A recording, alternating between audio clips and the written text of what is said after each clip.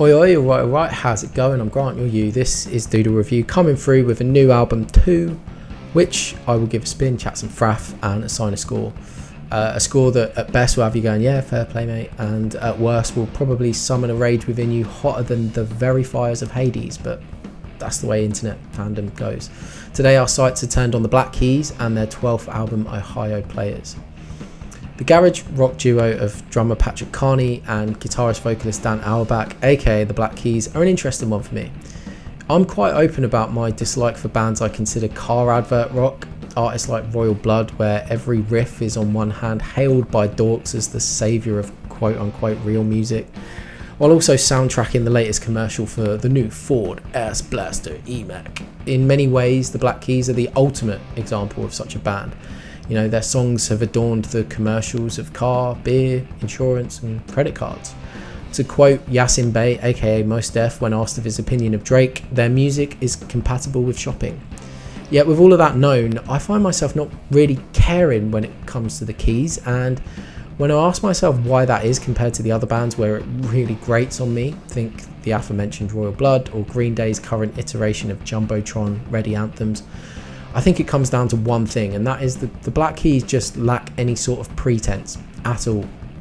CARNEY and Auerbach don't attempt to be edgy, aren't trying to seem like rebels or outlaws in any sense, and they just don't really seem to make any bones about the fact that their goal is to write toe-tapping, blues, garage rock music and make bank while doing it.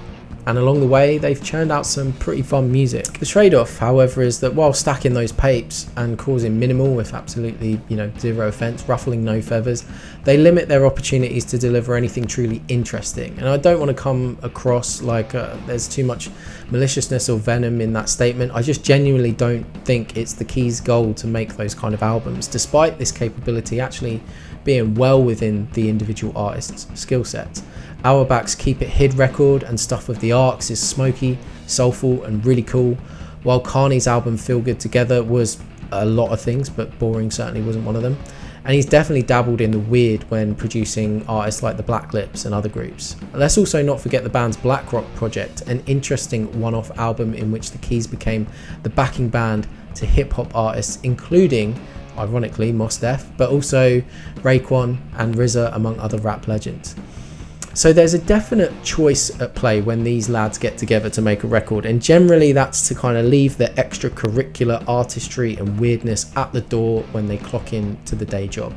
However, while the duo might have made a pact to keep the rock conventional, they have been able to steer the music away from the middle of the road over the years. The big come up was too raw and overdriven not to maintain your intention. El Camino's pop songwriting was so good it could weather the rampant commercialism to remain pretty timeless. And Turn Blue proved that heartbreak could bring its own type of weird to the mix. Those are probably my go-tos when it comes to this Akron, Ohio outfit. In more recent times we've had Delta Cream, a refreshing but non-essential back to our roots record, sandwiched between Let's Rock and Dropout Boogie. Two of the band's most forgettable records. These albums ticked all of the boxes while they were on, toe-tapping blues rock with hooks, paint-by-numbers hooks, but hooks nonetheless. Just absolutely none of it made an impression or could quite manage to steer that now aging Camino from the middle of the road. Credit to CARNEY and Auerbach then that when approaching this latest record, their 12th, they recognised the need to kind of shake things up, and so after a few years of being quite introverted on the songwriting and production front, Ohio Players sees the pair really embrace collaboration as the driving force of the album.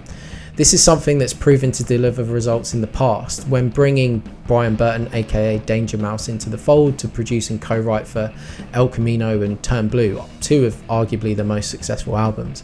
This time though, rather than bringing just one more person, a private confidant, to scheme with, the guys went far and wide. Ohio Players is produced by Dan the Automator, who gets writing credit on a couple, but additionally there are songwriting contributions from Greg Kurstin, a musician in his own right but most recently known for production work with Foo Fighters and Liam Gallagher. Leon Michel's a big part of the excellent soul project The El Michel's Affair, and of course most newsworthily Beck of Beck. Noel Gallagher, and some rap features from Lil Noid and Juicy J. All of this makes for a pretty exciting proposition. There are enough collaborations here to rival a Gorillaz or Desert Sessions release, but weirdly it's led to an album that doesn't necessarily break the mold of the Black Keys' most recent output. Before we get there though, let's have it right that this open-armed invitation to songwriting peers has definitely generated an energy I haven't heard from AUERBACH and CARNEY in quite some time. There's a joy, a buzz and crackling electricity throughout all of the performances on the album.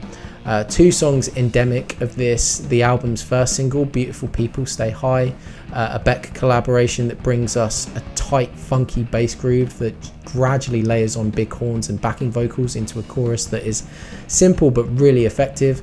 The other is Only Love Matters, equally as electric, with a snappy rhythmic foundation, a bass line given extra gravity doubled with a big horn and claps backing the snare sound that lead up to a really cathartic chorus that definitely bears the traces of the Oasis songwriter that they brought in on the track. These are great tunes that really propel the first half of this album forward, although a strange thing I noticed on most of these songs is that in the group's attempts to stack hooks on hooks on hooks, they make it really difficult for the central chorus itself to actually stand out. Take Don't Let Me Go, for instance, a really big tune, but if you listen, there's barely any sort of lift when it hits the chorus because the pre-chorus and the end of the verse has already kind of risen to that level. I'm not sure if it's production or composition, but it just reduces a little of the pop some of these tracks could have. The same could actually be said for another Noel Gallagher co-write, On The Game, a track that introduces a tender and cinematic melancholy into the track list, which keeps the album nice and dynamic. It's one of my favourites here, for sure. But the chorus always makes me feel like it needs more lyrics or something, like there's just a lot of space left just by the sheer lack of syllables in the phrase On The Game. It's not enough to stop this one being great though. It's a little nod back to the Turn Blue era by way of classic Noel Gallagher big open chords, and I really like it. Speaking of the Black Rock project earlier, Ohio Players sees the band call back to that with a couple of hip hop fusions, but to somewhat mixed results. Both tracks, Candy and Her Friends and Paper Crown, make a real show of slowing the tempo to accommodate the guest verse, and I don't think either example makes for the best transition. It's also kind of weird when the keys can quite comfortably work at a smooth hip hop tempo anyway. Paper Crown does have one of my favourite hooks on the record. That falsetto chorus is super infectious and the whole track has an after dark funk soul thing going for it, but honestly, although Juicy J's verse itself is pretty decent, I just think instrumentally it's handled very weirdly. The slowdown, as I mentioned, feels awkward and they go out of their way to lampshade it. The allusion to Dr. Dre G-Funk I think is a little cringe, and the guitar riff that comes in just does not fit. Candy and Her Friends still does the weird slowdown thing, but it's not quite as egregious here, and I like the weird backing vocals that fill the background of this part of the track. I actually quite like the weirdness of that song in general, to be honest. The second half of Ohio Players is where things get a bit formulaic and boring for me. Bar Read 'Em and Weep with its dark surf rock kind of vibe, a lot of songs just feel like the keys dropping back into autopilot, peddling predictable riffs we've heard in some form or another many times in the past from other bands. Well produced and performed though they might be, they just go over my head a little. Live Till I Die is a primary example of that. It's the standard down down down down down down down down down down. It's fine, and that long I part recalling Sheryl Crow a little bit is undoubtedly a hook, but putting a stock rock riff like that up front in the main part of the song just relegates the tune to background music for me. It's kind of like a subconscious value exchange, like, cool guys, if you're gonna half-arse it with a dime a dozen riff like that, then I'm happy to do anything else but give you my full attention. I'll hold my hand up and say that it doesn't always mean if it's stock, it's a complete write-off. You know, Fever Tree delivers a fun kind of nostalgia via an early 2000s Lenny Kravitz Fly Away chord progression, but I will say if that's what you're after, do yourself a favour and check out the song Head by Mark Lanigan. It does a similar thing but in a kind of a more interesting way. Overall, this is a pleasant, bluesy garage rock album. It has some really solid high points that are more memorable than anything on the last few Black Keys records for sure, but while the production is certainly dynamic and the performances are electric, there's still a fair amount of fleeting and forgettable stuff. I mean, by the numbers riffs without enough sparkle to kind of elevate in the way that they've been able to achieve in the past, even when they're at their most cliche. I'm going to hit this with a 5.9 and knock it on the head, but that's what I think. What do you reckon?